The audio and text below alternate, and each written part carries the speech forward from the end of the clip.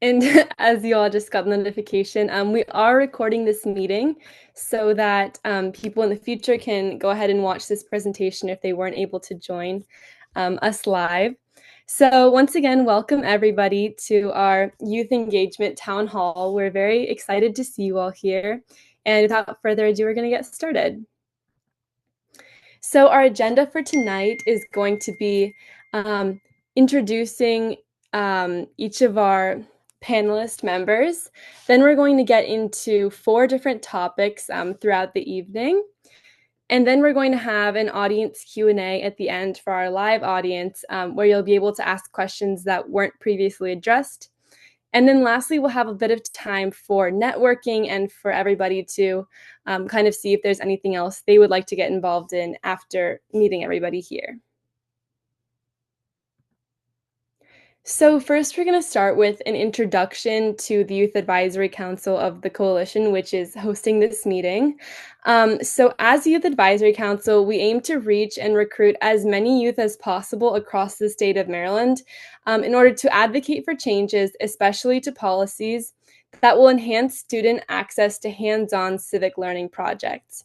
And if you're unfamiliar with the coalition, we currently represent over 50% of the counties in Maryland, and we have a very wide scope already, but we really hope to continuously engage the youth members of the civic community in Maryland, as we're obviously very passionate about that.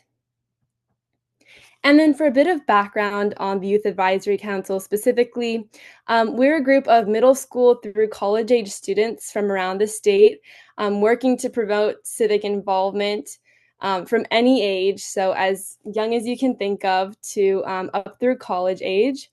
And we really hope to advocate for the things we're passionate about, and these range very widely from, the environment, mental health, to school safety, etc. And then lastly, we wanted to note a couple of previous projects we've worked on as a group. Our group is very centered around collaboration and engagement, and we really aim to have our events and projects be as accessible as possible.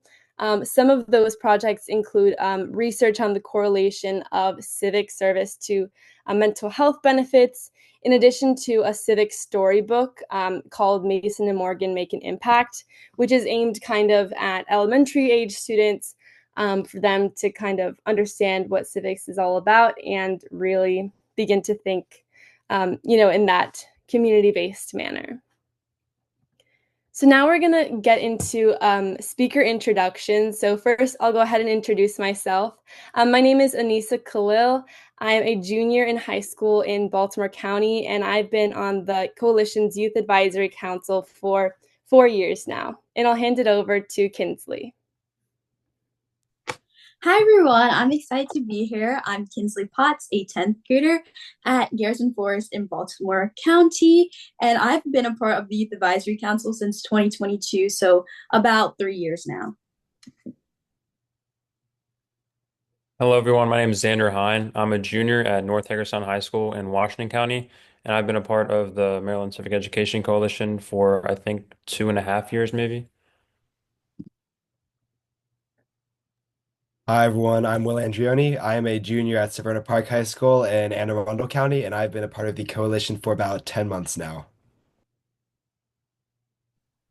Hi everyone, my name is Rosalind B. I'm a sophomore in high school in Howard County, and I've been involved with the MD-CEC for about 2 years now.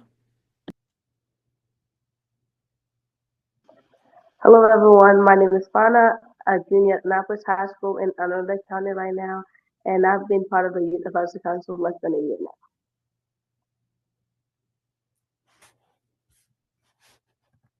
And then we also wanted to take a moment to mention Oscar Diaz is here as a chat moderator. And we also have a few adult members who are in here who have really been, very supportive of our group throughout the years. And we're very grateful for all of their help.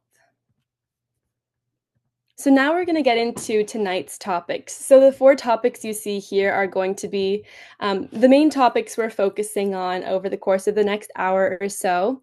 So they range from the civic bug and how to get your spark to advocating events and real-world policies, bridging the gap between education and empowerment, and lastly, bringing passion to the forefront of advocacy. So I'm going to go ahead and kick us off with our first question for the panelists. And so our first question is, what was the spark that brought you into the world of civics and has led you to maintain involvement in your community? I can kick us off right now. So for me, really the biggest thing is just getting involved with people who are already involved in that community. And what I mean by that is not just looking here or looking there at stuff that you might be interested in civics, but diving in and meeting with and talking with people who are already involved in civics. I'll use myself for an example and how I got involved. I always loved history, and by proxy, I really loved AP government when I took it. And because of that, I decided to work as an election judge for the 2024 primary election. And working there, I met so many different people who were so involved in civics, loved working in civics and with stuff like voter registration and same day voter services. So just being there and meeting with other people who are so involved really made something click with me where I could just think to myself, wow, this is awesome what they're doing. And I really want to get involved more. And that's really how I got my spark. I can add to that as well. So since second grade, I was introduced to service kind of early on. When I moved to Maryland, that was one of the first ways I kind of interacted with the community, but I didn't really realize it was a part of civics until actually joining the coalition, Youth Advisory Council, because then I realized, oh, there's more than just going out in your community and serving others. You can take it to the next level. You can do advocacy. You can talk to senators, which I thought was so far out of the stratosphere I could ever get to. And then I was like, oh, it's actually a lot easier than I realized. So that's one reason I've really gotten my spark being around so many other youth and adults that encourage you to actually go out there and advocate, to bring awareness to different service and problems and issues that you're passionate about is really how I got my spark. And it was really just recognizing it in others, kind of going along with what Will said. Yeah, for me, I'll add to that. In terms of when I got the spark, I didn't really have that one time, but ever since I was little, I really enjoyed like helping others, like being little, talking to other people in the classroom and just inviting people at lunch to sit with you. But then over time, I got involved in student government in my middle school and now high school. And I think through that, I've kind of been more exposed to the idea of like service beyond just in the school, which is why I became more involved in like MD-CEC and other advocacy initiatives. And I think starting off to where like the idea of like serving others is kind of like the root of civics and also civic education. And then from there, I think as Will and Kinsley said earlier, like bringing up to the next level, like put yourself out there. You can try to advocate at the Board of Education or at like even the Maryland General Assembly. And I think that's when you can, I guess, get the spark, I guess. Yeah, I completely agree with what Rosalind just said. So like her, did not have one event that like kind of sparked it, but I think that volunteering in public service was like what kind of gave me that fire. So I think that civics is all about serving others, like Rosalind just said. And I think that over time, during my middle school years and throughout early high school, I was volunteering a lot with organizations in my area, and I realized that like there was a lot of problems facing or my community was facing. And I realized that we couldn't like always solve them like after they had already taken effect. So I wanted to kind of get more involved into the root and kind of like governmental side of things. So it kind of led me to like youth councils and things like this that promote advocacy and youth voices being brought to governmental figures. I also like didn't get like kind of like started and everything. I started in ninth grade serving on like Annapolis High School food pantry, and that's what got me involved in more like service and leadership. And then like usually most of the days there'll be like food missing, and students will come ask for snacks, and there wouldn't be any. So I decided to join STA at our school, and that's what like led me into like civics and serving others, and like continue my like service leadership and everything. All right, thank you all so much. So the next question, kind of building off of that, is what makes a good leader, and what would be your advice to someone who wants to get involved but doesn't know how? I'll start us off. I think a good leader is someone who actually listens and like is actually passionate about what they want to do. And like an advice that I'll give to someone who doesn't know where to start is I when I was applying to the AACPS service learning team, I did that in the middle of the night. Like I was just bored. I was like, okay, let me just like start applying to these stuff. I applied to it and they were asking questions. So I was like, okay, well these things kind of seem interesting. So like just put yourself out there and get involved with it. Maybe something that you randomly apply to might be something that you're like deeply rooted to or like deeply love. Yeah, I'll just add to that. I totally agree with with what she just said. I also want to add that when you kind of, in terms of like leadership, I think a lot of people like to think of it as like there's someone who's like in charge of everything or like does everything. I think it's almost the opposite. I think the leader is someone who makes everyone be able, like helps everyone be in the position where they're able to shine the best. Like when you put like people and who you serve at the center of your mission and like understanding your team, I think the leader, you might not always be on the spotlight, but as long as you're helping the team do the best it can be, that's what I believe is leadership. Yeah, 100%. I'm gonna kind of like echo that sentiment because for a leader, it's all about being able to listen to the rest of the group and kind of seeing what they want. And I'll use a quick example. So I think early January this year, myself and Kinsley, Xander, Anise, and a couple others gave a presentation down in DC regarding a national emphasis on service learning. And we had to make a presentation about it to get kind of give our pitch. And it was a bunch of people working together on that, and the final project was something that really resembled everyone's unique personalities. No one slide looked the same. No one slide, it wasn't as uniform because it represented what each of us see in service learning or what each of us see in volunteering or civics or getting involved. And that really drives home the point that if you want to make a product, you can't just have one single person up top saying, hey, I want this, I want that, I want that, and I want that.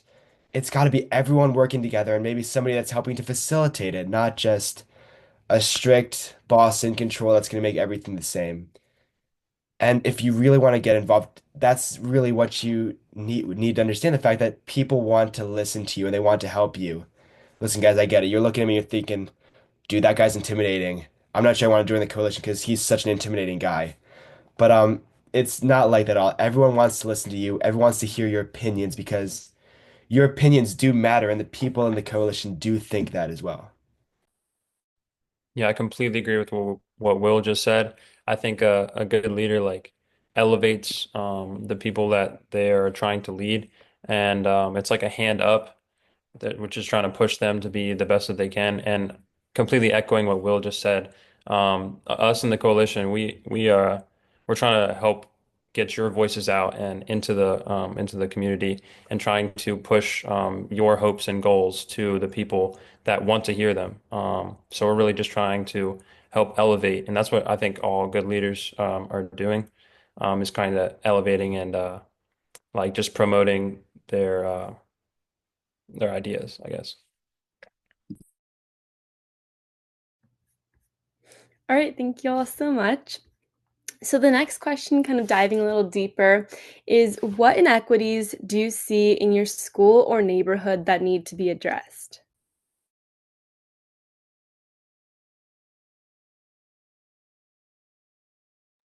Okay, I can go first. So, for me, a big thing with inequities is it's the inequity of a lot of people not, and I'm going to talk about civics right now and the inequity in civics, but for me, the biggest thing is people who want to get involved, who have the passion, the heart, everything that they need to get involved in civics, and that would make them an amazing person in the civic community. But what they don't have is the knowledge or the understanding of how to get involved. And this is a huge inequity, and I see it a lot more with schools that are a lot more underserved, where there's a lot less focus being put into how you can get involved in your community, a lot less focus on joining these groups like the Maryland Civic Education Coalition, where you can get involved. And the biggest thing is that on one side, we have these schools and these students who are being given all of this, these resources, all of these, here's how you can get involved, here's what you should join, here's this, here's that. And another group of schools, another group of students who aren't given that same access and that same knowledge. And it's such a huge disparity because really once you understand how to get involved, it just clicks and it makes everything so much easier.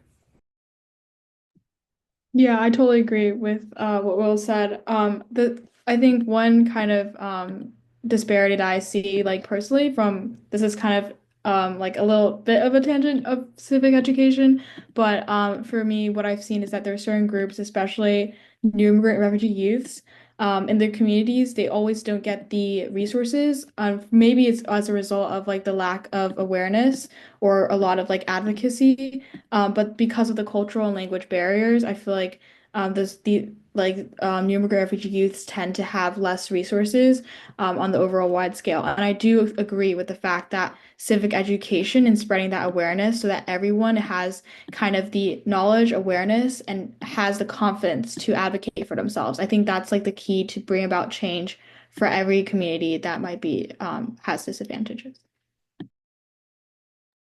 Yeah, I would agree with what Will was saying in terms of resources and resource inequities and disparities. I come from Western Maryland, which is like a little bit more of the impoverished side of the state, as opposed to like the eastern side near Annapolis and things like that. But I would say just in general, there's less focus over here on the civic side and just getting involved in your community. It's more like just trying to get kids to graduate over here. So like I think there's also a large disparity in terms of like the magnet programs that we have and the kids that are like very impoverished and just come to school just to eat or something like that. So there's a bunch of groups of students that we need to focus on, and oftentimes they're all treated the same when in reality their situations have to be dealt with differently. So in terms of like money and resource differentials, there's not a lot of uniformity across the state because, like Will was saying, there's a lot of opportunities in those more wealthy areas for kids to get involved. And I know as soon as students get involved, like you said, they'll stay attached. But it's just like getting those students to reach out to those organizations and get more civically active is the issue. Touching on the magnetic stuff he just said, I think like some schools, like I know my school, we have like IB program, we have the PVA, we have like the signature program. Like there's a big like inequality going on like between the different programs. Some programs have more funding than the other programs, so like more things to do, more stuff to get involved to introduce to those students that have more funding than like people than the students who are not involved in magnetic programs. So it's kind of like these students are favored and these are not. Just to add on to that, I think also with like transportation wise, especially for students, it's really big because not everyone has, the resources to actually drive 10 minutes or somewhere else to actually complete service. So I think it being built into school days, into places that are more accessible for youth is definitely something that we're lacking across the state. I know a lot of people after school, sometimes they're working a job, they have sports practices, all these different extracurriculars. But if we were to actually put service and these opportunities within the school day and actually provide time for it, I think that's one thing that we're lacking and something that should be added.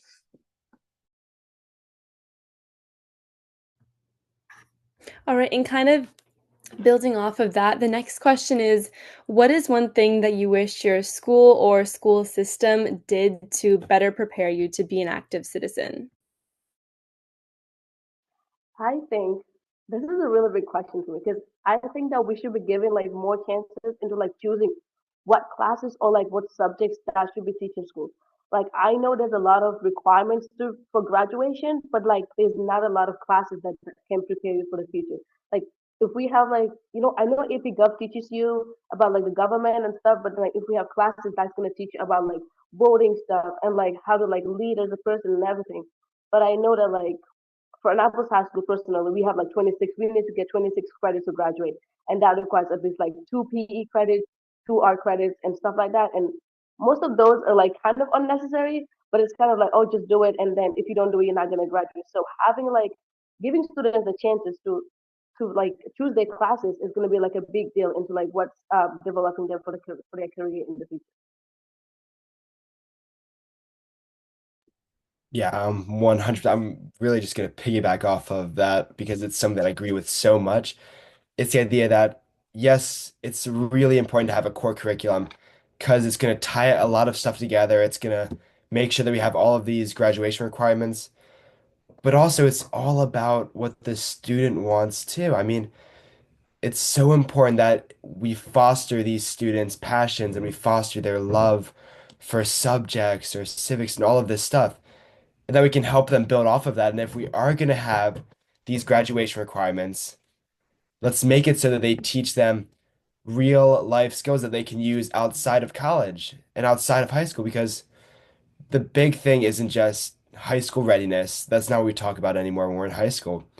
What we talk about when we're in high school is college and career readiness. So if we want to prepare someone for their college or their career, we teach them about advocacy. We teach them about public speaking. We teach them about engaging in crowds. We teach them about researching candidates or getting involved in voting. And incorporating that, if we do have these core curriculum and required classes, would be so, so beneficial. Yeah, I completely agree with what Will was just saying. Like, there's many different paths that students can take after secondary education, after high school. You can go to the military, to the career right out of high school. You can go to a trade school or a college. And I think that, like Will was saying, we need to teach them how to act in a societal way and to participate in the democracy that they live in every day, because whether they like it or not, the government affects every facet of their life. So being an active participant in that government, and advocating for your own interest as well as the people's interest, would just create a really strong citizen. And on top of that, I think that maybe um, one thing I wish in my school was like for life skills classes, like in terms of like financial literacy or organization skills or public speaking, like all that combined into one, because I feel like a lot of people have to go through that and learn all those skills by themselves as an adult. And that can be sometimes like hard to learn or like problematic. So I feel like if it was all grouped together in one class in high school, that would really like help clear things up because I know a lot of people don't know how to do their taxes like when they come out of high school. So like that would be a very, very important life skill to learn in said classes. Yeah, I totally agree with that. I really echo kind of what everyone has been saying about incorporating more like civic education, financial literacy into the curriculums. I think adding to that in terms of generally what the school system or just generally schools can do is kind of provide more advocacy resources, if it's not like able to be put in curriculums, at least to be able to like put out announcements where it's easily accessible to everyone in the school or in the school system, so that people who may not know of a lot of these like opportunities, including, for example, what we do at the MD-CEC. I think advertising that more students who potentially would be interested would be a good way to kind of increase the civic education, financial literacy. But I also do agree that more like in depth in terms of the curriculum would also help substantially more.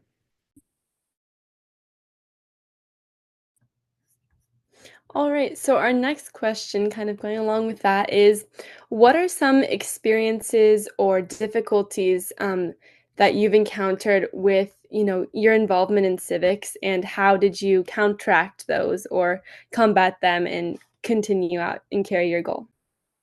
Well, I think I'll start on this one. One thing that I definitely struggled with was just fear. Just thinking that, oh, I'm so young. Um, no one's gonna care about what I say or what I think my ideas, and not having the confidence to actually, communicate that to others and express myself. I had to realize that on the other side of fear, there's truly like opportunities and growth.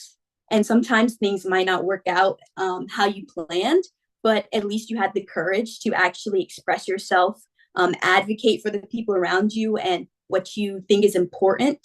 So that's one thing that I've definitely struggled with, especially since I started so young. Like I've been doing this since I think like the beginning of middle school, and just like building the confidence to speak to adults, being the smallest one in the room. And even though you think you have like the biggest things to say, and you're really trying to advocate for yourself and what you see, that was one thing I struggled with. And overcame. Those adults, man, and that's gonna be the exact same thing that I'm gonna talk about because it's the same thing for me. I mean, I didn't start at the beginning of middle school either. I started like when I was in high school and I already knew how to talk to adults kind of. Now, I'm not saying that you didn't when you were in middle school, but I'd already been experienced. I'd been talking to adults before, but even then, getting in this environment that felt so much more professional to me was something that was really scary. I mean, I remember when I first went down to the General Assembly and I was walking down the halls and I just see all these adults in their suits with their briefcases and their staffers scurrying behind them. Yes. Terrifying. That was The anxiety that it brings terrifying to you. me. Terrifying. And but that's okay. I mean, I but the way you overcome that is just by facing that fear head on.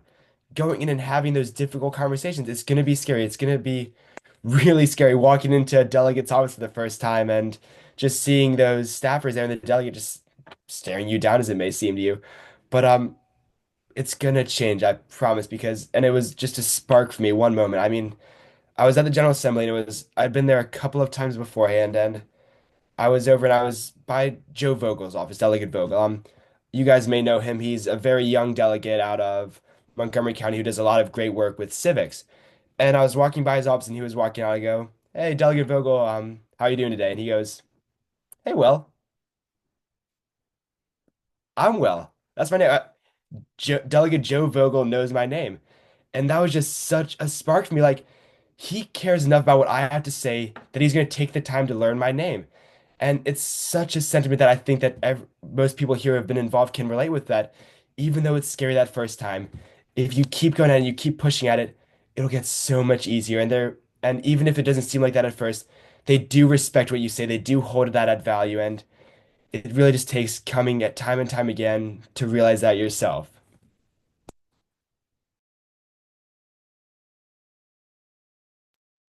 Yeah, just to add, oh, Zan. I was just gonna go like a different direction a little bit.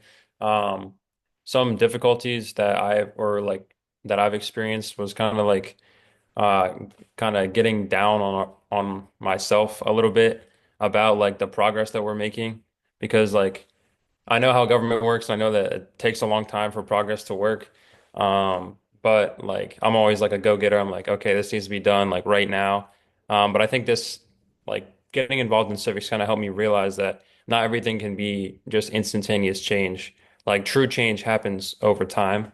So I think that just consistent advocacy and getting in our lawmakers' ears just over and over again about what we want as like a youth united for one cause is just like really important.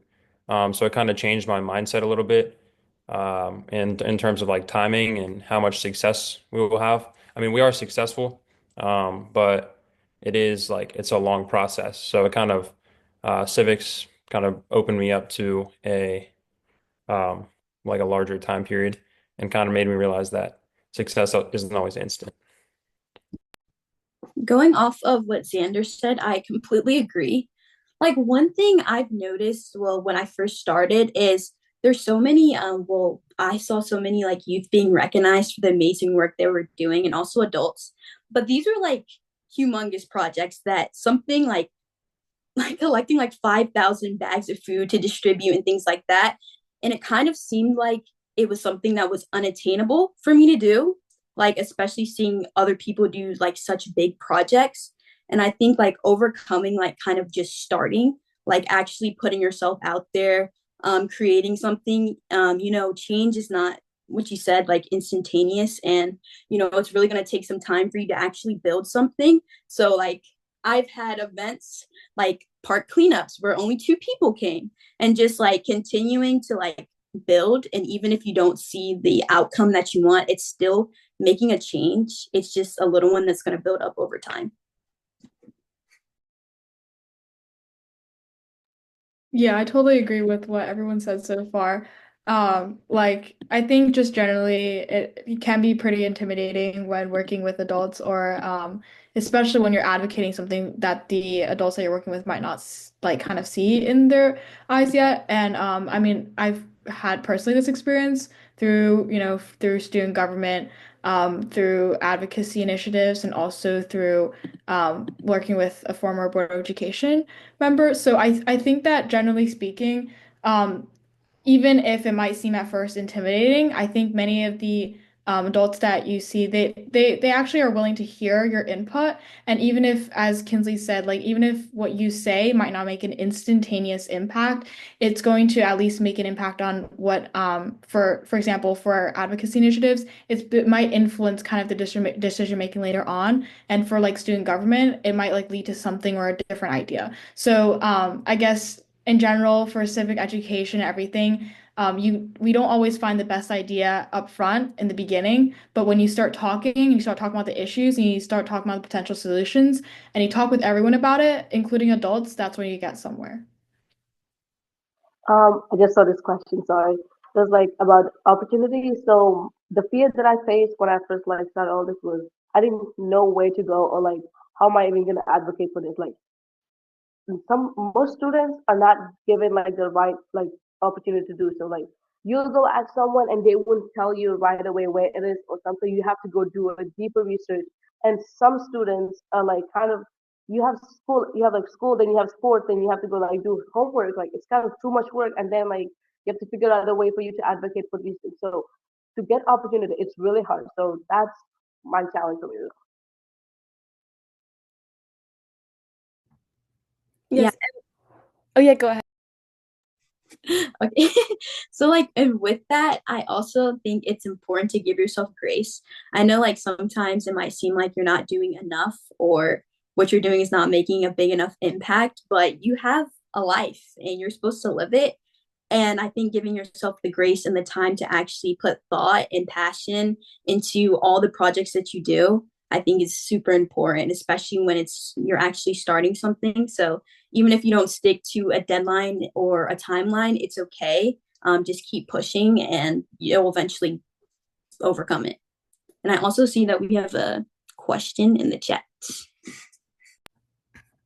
Yeah, sure, we can go over to that. So, I believe it's Maya says, I know a few of you mentioned going to the General Assembly and speaking with delegates and senators face to face. How were you able to get that opportunity, and was it through this council? So, I'm sure many of you are eager to respond. So I can quickly go over that first. And first, I think it's really important to just establish this just really quickly. The delegates and the senators, they're people too. They're just like us, and they have day jobs in their private life too. They're not just politicians in suits sitting up on the General Assembly. And that's, first of all, just something really important to recognize in case you're ever nervous about going down there. But how do you do that? So, first of all, it's really easy to testify at the General Assembly. The General Assembly, I mean, the House of Delegates office building, the Senate office building, the State House, it's all open to the public. So if you ever just want to go down there, walk to your delegate or senator's office, knock on the door and see if one of their staffers is there, or if for some reason the delegate is free for a minute or two, you're able to do that. You can also email your delegate. I know I've done that a good amount of times. I've emailed my delegate and I've scheduled a one-on-one meeting with her. It's so simple because their whole thing is they're representing you.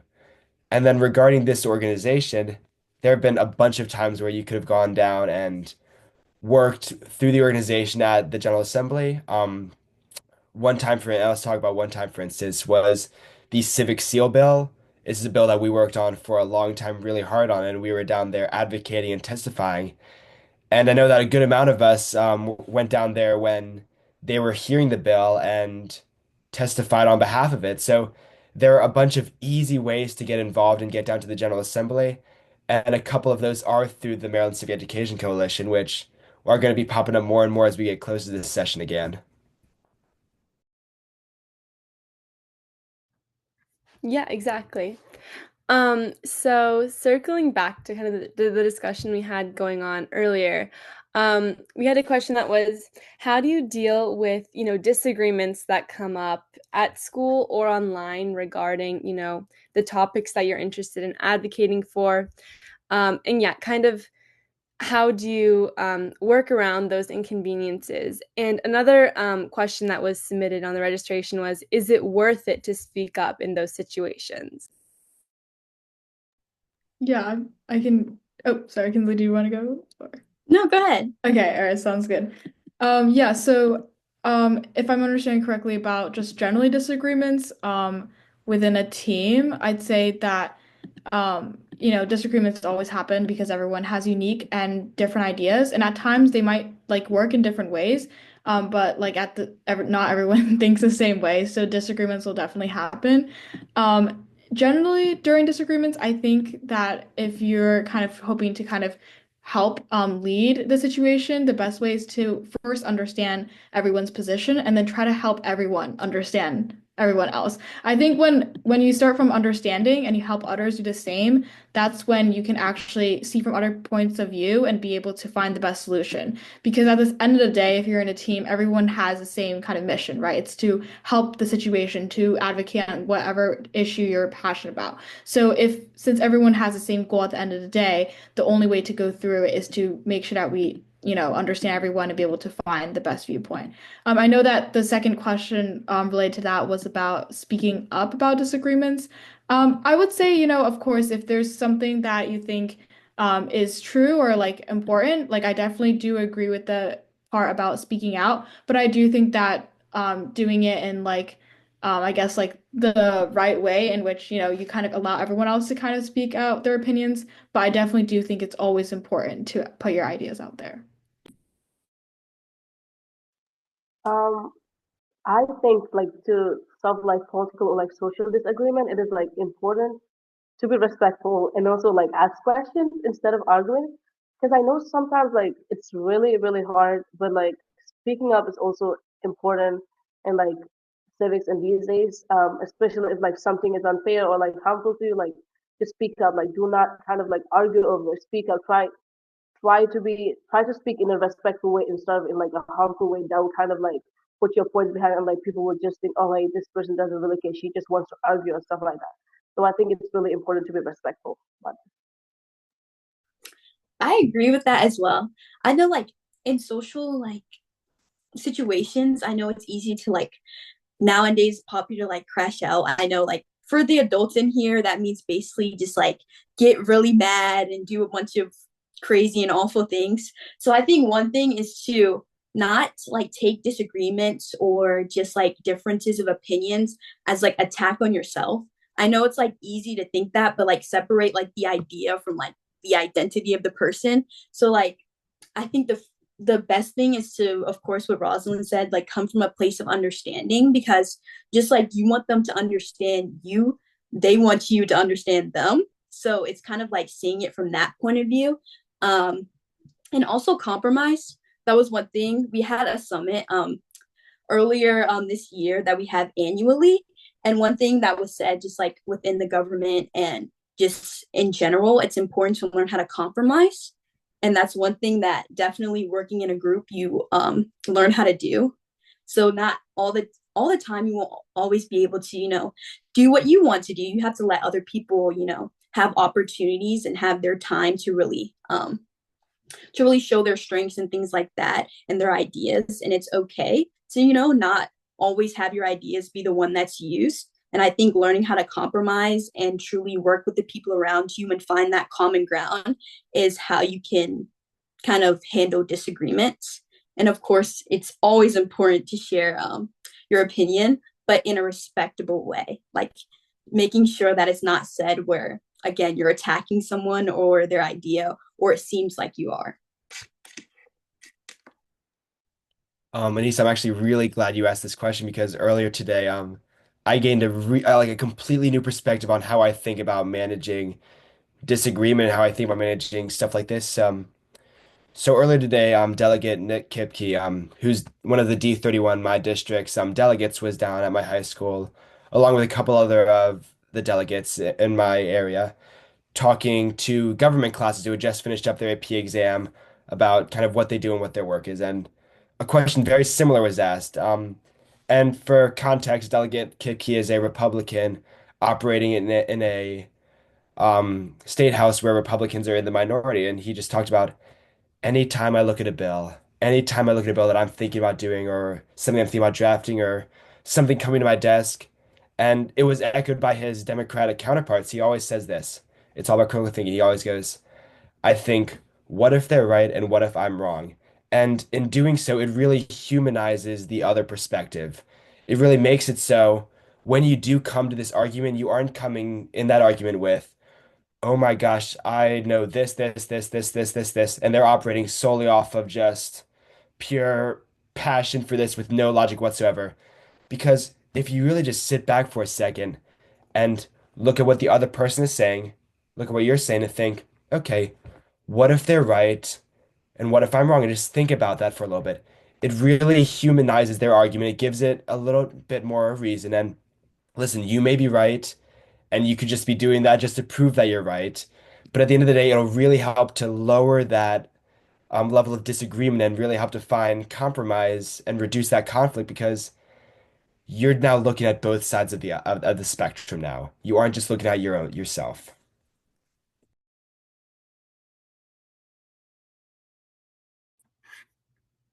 All right, our next question is, what are ways in which students can help to spread advocacy for civic education in our own communities, smaller than this statewide scale? I can cover that. I think one thing is just getting your friends involved. I think that's like the easiest way to do it because when you get one friend involved and then let's just say like you're doing an event or you're doing some service and then you guys take pictures and they're like, "Oh," and other people are like, "Oh, what were you guys doing?" "Oh my gosh, that sounds so cool." I cannot tell you how many times that has happened to me. And they're like, "Oh my gosh, I didn't even know that you can go to this animal shelter and socialize with cats and walk dogs and do things like that." And they're like, "Huh, I want to do that. I want to actually go out and serve my community. I didn't even know this was an opportunity." So I think that's one thing, just word of mouth and being willing to share it with your friends. Even if you think they're gonna be like, "Nah, I'm not gonna do that." It wouldn't hurt to try. And if someone overhears or if they share it with someone else and they become interested, that's even better. Yeah, just to add to that, I totally agree with getting your friends. That's kind of where, when you're genuinely passionate about something and you're inviting people who are also passionate about it, that's the best way to start something at the grassroots level. I think in addition to that, like just go into the mindset of that, like, there's no change that's too small. Like even if you look at it and you think that, oh, this is not that impactful, you never know if you might like make someone's day brighter or like maybe potentially change someone else's perception of something as well. And I also think that if you want to kind of expand from the grassroots out, I think the one important thing is involving your friends, but also different stakeholders, including, for example, adults or like teachers that are also passionate about it. If you want to start like a club, or you can just kind of go beyond that and reach out to different types of like stakeholders and groups that can kind of really kind of broaden your impact and also perspective when you have a lot of different groups on a team. Yeah, I mean, I'll go back to because I was talking about it earlier, and it's been kind of echoed here. It's all about awareness. If you yourself are in a position where you're already in the civic community, you're already engaged and you're involved in a bunch of stuff, spread that love. Because I guarantee you, if you're walking down the halls in your school or you're walking down the street in your community and you're around other youth your age, I have a pretty strong guess that a good amount of them want to get involved, that they have that love, that knowledge for civics. Maybe not as much as you, but I promise you it's still there. But they just don't know how to get involved. So the biggest thing is just spreading that knowledge, whether it's just talking to your friends, shooting a text in that group chat saying, "Hey guys, there's this coming up today. You should come." Or whether it's going to your, principal or something saying, "Hey, there's this event going on in a couple weeks. Do you want to do an announcement for it?" It's all about spreading that awareness so that other people can gain that love and gain that knowledge that you did with civics. Because it's all people have the spark, people have the passion, they just need the knowledge. Yeah, I totally agree. Like what you were saying, that one little invite and text message truly makes the like all the difference because especially I got a kind of a sense of belonging with service and being and being like having that feeling that you're wanted somewhere and that you're needed and that where you can go there and actually, make an impact. I think that's also one things that makes service so like amazing because it gives you that sense kind of a purpose. Well, in my case, and when people feel definitely included, it's also something that gets their spark keep going. Yeah, I agree with everything that's been said. Just some general methods could be to like put up posters around your school or create a club in your school, a civic engagement club that is like a group of civically engaged students. And you can even like do weekly outreach to help bring people in and get them more involved.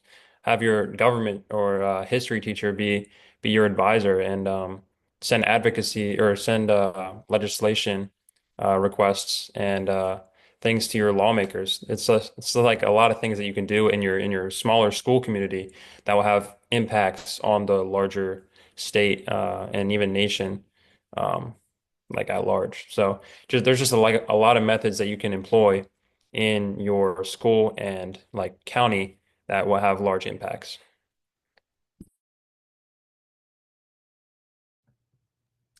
All One right. Oh yeah, go ahead. One thing also I think that hasn't been touched on is social media. That's also another way to get the awareness and everybody involved. Like if you go on my Instagram, I'm pretty sure my friends are like sick of me like having my little 1 minute videos, like talking, being like, oh my gosh, I went here and did this, and you guys should come out too. It's a great organization. I think just those little 1 minute like I don't know, attention grabbers, like sharing what you've done, why it's important, who you're impacting. People actually watch those if they see them enough. They'll be like, huh, I keep seeing this video or this person doing this over and over. Let me see what this is about. That's one thing that I've been able to do, even if it's on like your personal account on your story, you just posting, oh, here, I'm at the Baltimore Humane Society or something like that. It kind of I don't know, puts it in the back of their mind, like the different organizations that are around and like how other people around them are making in or serving their community and things like that. And that can kind of push people to go out.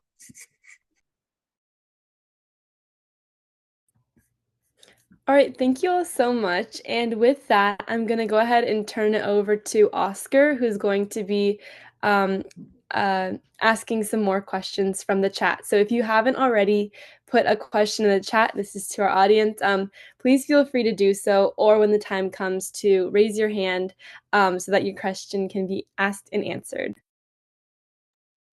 Thank you. So some of the questions were already answered indirectly or directly by the panelists, but some questions that weren't answered come from Mr. Paul, and they're about participation. So how do you recommend we adults effectively reach students at your school who are less inclined slash not generally interested in participating in civic life? I'll answer that question. I think it's just like finding something that like the students are interested in. If it's like sending out like a Google form to the school so that the school can post it like morning announcement or like advisory so that the students can fill it out or something like that would really help you like get involved with like the students who are like less inclined, kind of like reach to them, connect with them through that. Um, this may seem silly, but it's really true. You gotta look into the student's extrinsic motivation. Some student, I mean, a lot of whether it's that, sorry, whether it's just going up and showing, hey, this is gonna look good on your college transcript. Hey, you could get this from that. A lot of the times I've seen it happen a lot. It's that people see these opportunities and they just think to themselves, what's in it for me? And okay, that may be true, but you can also look back and if you just go down to these schools and you talk to them and go like, hey, we have a bunch of these opportunities. You may not be interested, but here's what you can get out of it.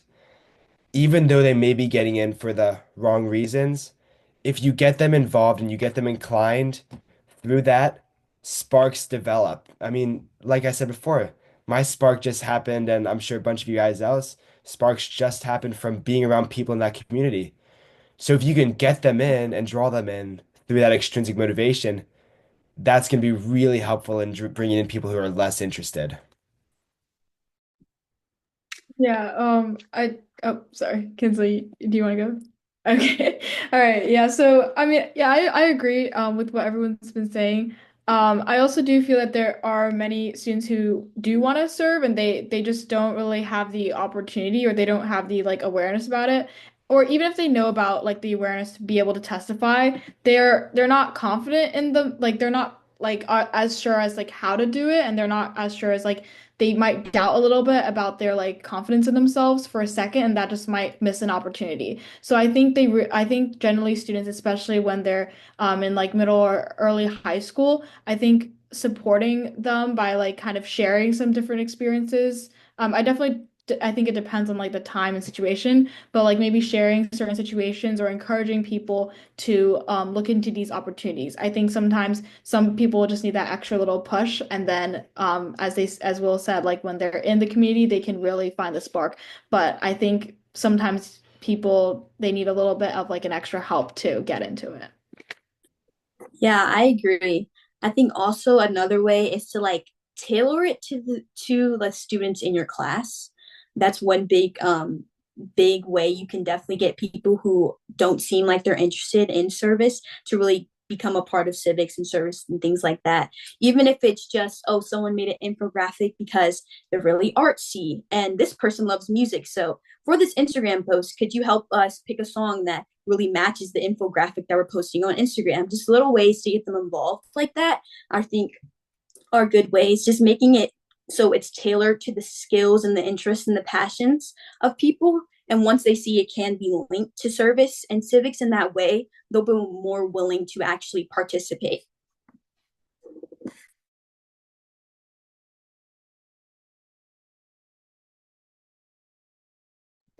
Thank you so much for your responses. Before I go to the second question that Mr. Paul had, somebody had their hand raised. Cortez, if you could unmute yourself or possibly put your question in the chat. This is more of a technical question. I don't know who can answer this, but I joined the Civic Education Coalition a few weeks ago, and I was wondering, like, what's the process of getting involved, like, in the youth council, and like how that works, or if I'm like already in, or like, yeah, just kind of like I'm just a little bit confused about that. Boy, do I have great news for you. So in this call right now is a man by the name of Scott Gansky, who runs the program. And if Scott, if you want, or I can put his email in the chat. If you just reach out to him, that would be great, and he can get you all situated and all set up and involved in the youth advisory council. And I see he did. Okay, thank you guys. Great. So now on to the second question from Mr. Paul. Are any of you from a school in which many students are from lower income households, if you happen to know, sometimes called Title I schools? If you are from a Title I school, if you've tried to get more students at your school involved in civics outside of school, in the wider community, how have you done so that you found effective? So I can start with this one. I go to North Hagerstown High School. That is a Title I school in Washington County. So in terms of getting students involved civically, I think one of the best things that we just recently did was bring MASC to our school, and we kind of brought the attention of the whole state to our school. So there's obviously a lot of students that just go to school uh, for fun, for food, whatever. There's a lot of people that are just trying to get in and graduate and then get out. There's a lot of people that drop out of my school as well. Unfortunately, we can't really reach those kids as much as the more devoted kids. But I think like overall, increasing our participation in those statewide organizations like MASC and those larger like student councils, it can just bring like a lot of students. We also have a lot of clubs at my school. So I think that kind of draws more students into civic engagement. But I also think that it's not focused on civics as much as it is on government, which are two different things. But I think that in terms of my school, there's like a disparity, like we said earlier with the inequality. Some students just aren't focused on like how to get into their community more. They're more focused on just surviving day to day. So it's kind of difficult for a lot of these families with lower income, um, in terms of like economic inequalities. And I just don't think that we can really take their focus from living day to day and putting food on their plate and stuff to getting involved for advocating for a larger group of students. So that's a tough problem to handle, but yeah.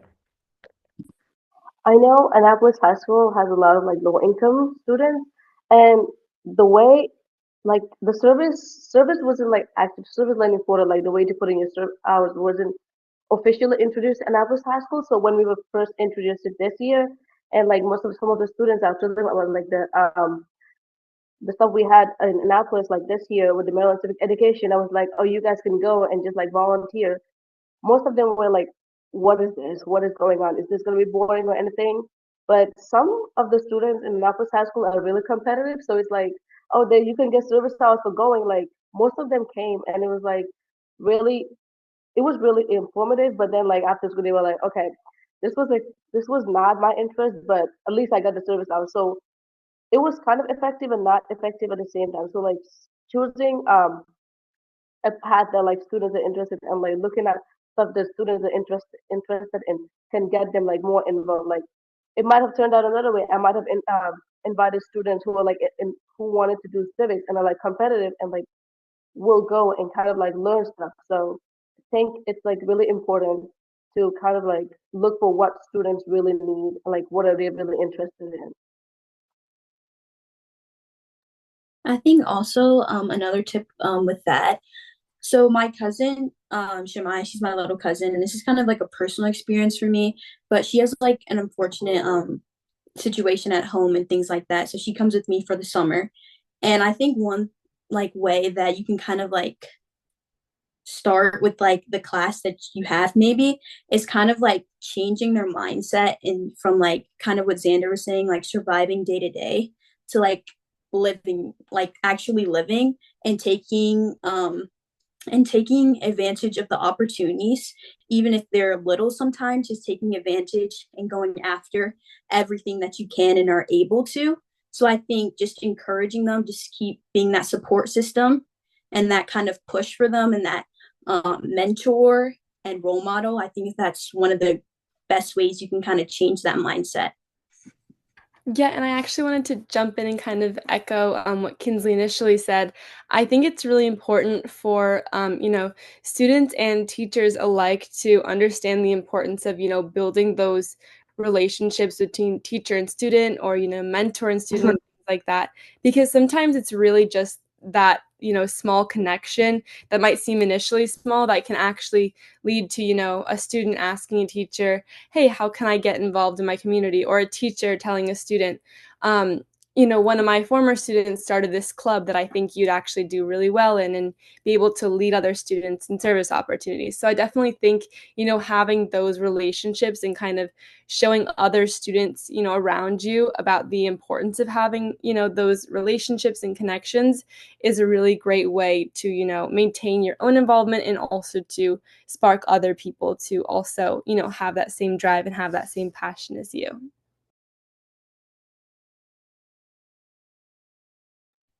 Thank you for your responses, panelists. We do have one more raised hand from Temia. If you could unmute yourself or possibly put your question in the chat.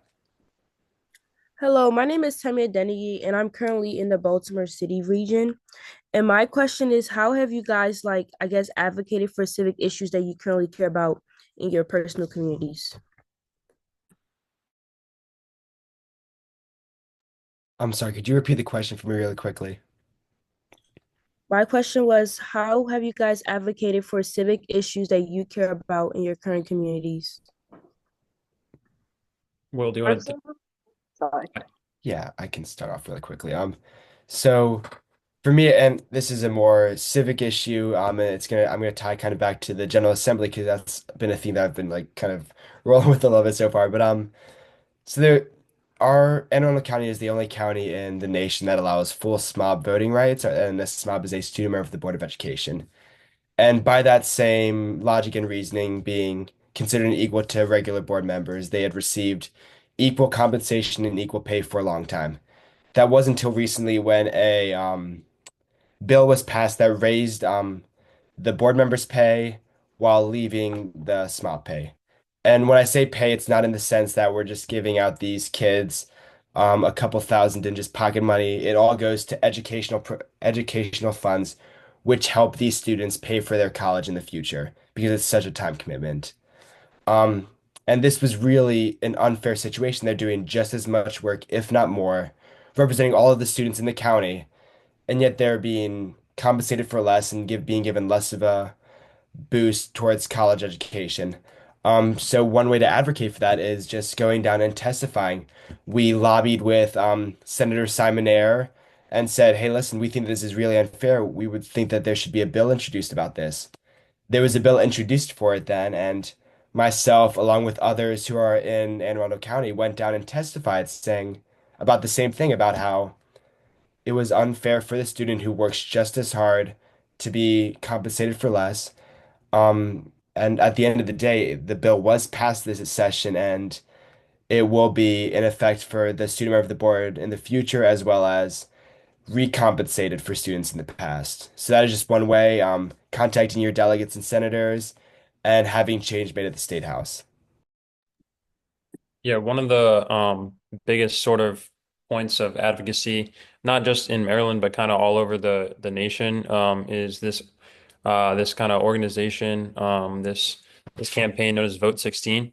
So Vote 16 is like a campaign where people advocate for 16 and 17-year-olds to be able to vote in their city and county like school board elections. So like the people that impact your education and the decisions that impact your school and school board, the students that are in high school, like the 16, 17, and 18-year-olds, well, 18-year-olds can already vote, but the 16 and 17-year-olds would be able to like cast votes for who is going to represent them and make the best decisions for their schools. So Maryland currently has 5 cities that allow youth ages 16 and up to vote. And Delegate Joe Vogel's proposal would make it easier for counties to let these students vote in their school board elections. So that's one point of like legislation that we're really trying to promote and kind of like promote like uniformity for the entire state.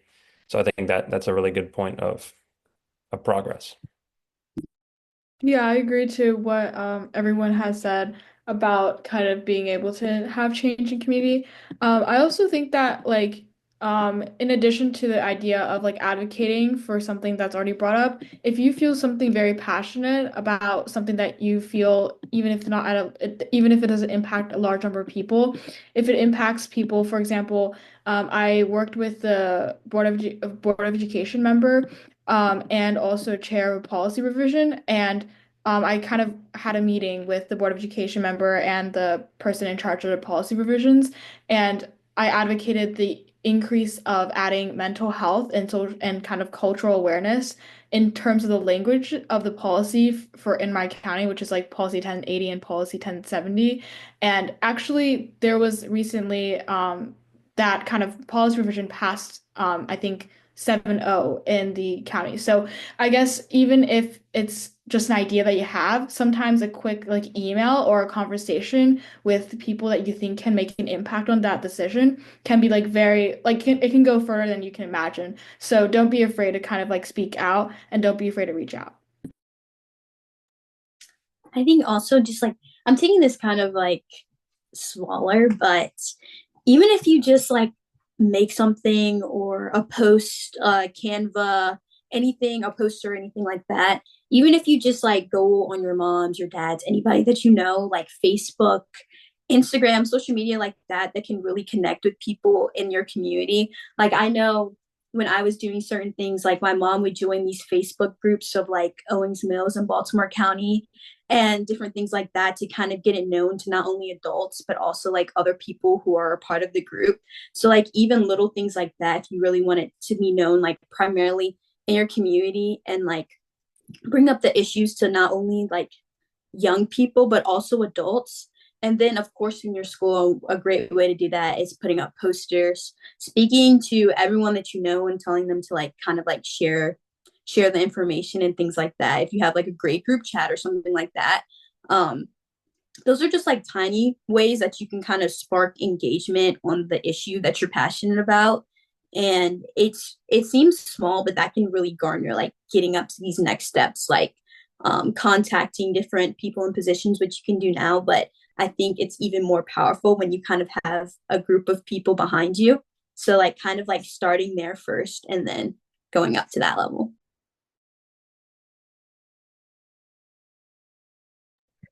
Thank you, Tamia, for your question. We do have one more question from Mr. Paul in the chat. I really like this question because it sort of, speaks on our tendencies as young people.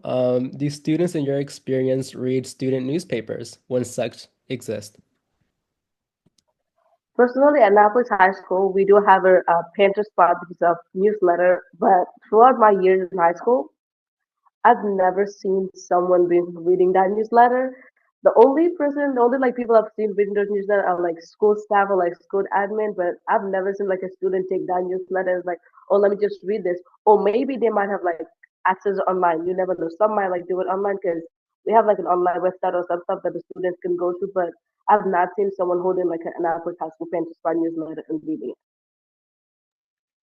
Yeah, I agree to that. I definitely think, I mean, in our school, we do have newspapers, and I think I think more people in our school read them a little bit. But I do kind of can see how like newspapers might not reach people at a wider and faster scale, especially in terms of advertising events. So, what kind of for in my SGA and just like clubs that I do, we advertise on our like announcements in the student community announcements if you want to reach out to like other teachers who'd be willing to announce that as well, if you all use Canvas, that's also a good way so that like people might check their class announcements more than the school announcements.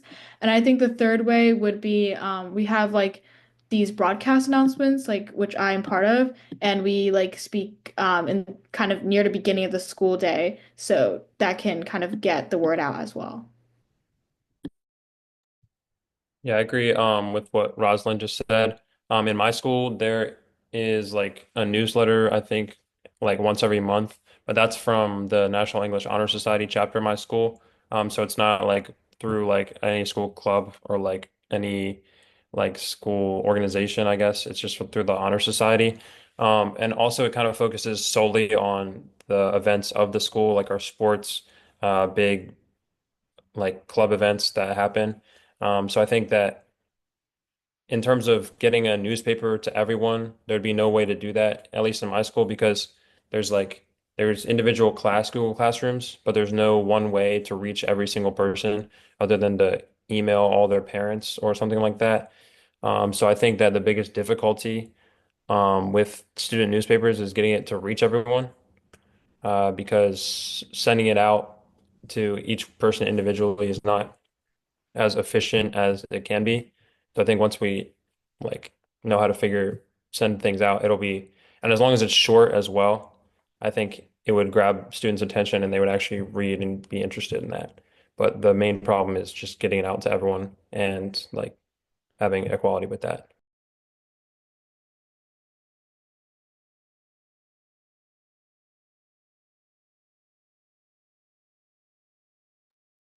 Thank you for your responses, panelists. I do believe that was the last question we had in the chat. If anybody else has, oh, I'm sorry. Uh, nope, that's just Mr. Paul being super informative and providing an amazing resource. Yeah, sorry guys. I'm asking a lot of questions, but also kind of sharing at the end an opportunity that you or your fellow students may be interested. It's an unusual youth summit on youth policy making that we're organizing this fall for private, public, and charter school students to kind of bridge the gap between schooling and policy making, and to also bridge this kind of yawning gap between kids from different kinds of schools who generally never meet, never interact, and oftentimes have very different lives. So if you're interested, by all means, please share it and RSVP yourselves. Thank you so much. And on that note, I think we might have had one more question that kind of got lost in the mix in the chat, but it was from Miss Crawford at MASC, and she asked if everybody could share ways that you have advocated for something that's specific to your own school, and kind of how you're able to get more students involved in that way. And the important thing there was that you guys were talking about people being afraid maybe to go outside of that. But starting in your school, you can do so much. And I gave a shout out to Youth Serve America there too. Xander, you were talking about the food insecurities, but they have advertised all the time grants that school groups can do and talk about a student with food insecurities to get them involved in a grant program to help themselves and other students. But just some things at specifically in your own school that you can do because people forget that advocacy can be right there in your own school. Um, Actually, that's a very great question. And I mean, I know we've talked a lot about the state house, but there's a reason why people say that your state representative is so much more important than your federal representative. And people even go as far as people go to say your board member is more important than your state representative because the more local you get, the closer you get to the issue and how to solve it. And that's the case with the schools. I'll quickly use Severna Park, my school, as an example.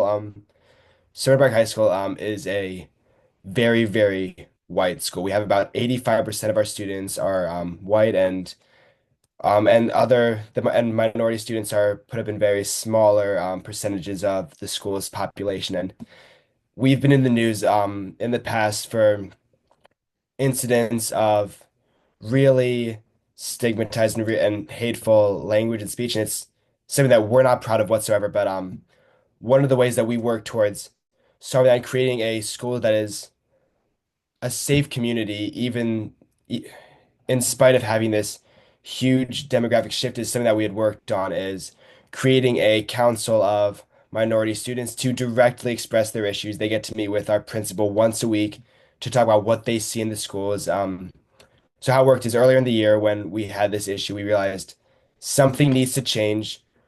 We can't keep going on with this. So what we did was we established a council with our principal that has minority students from all of the grades meet with him regularly to discuss issues that they see in the school that maybe the 85% of white students wouldn't see and wouldn't speak up on.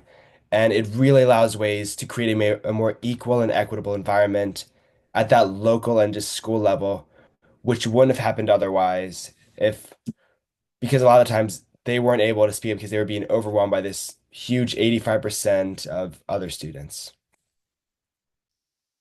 Yeah, in my school, like it was mentioned earlier, it's a Title I school. So, and it's also an IB school, so I'm in the IB program.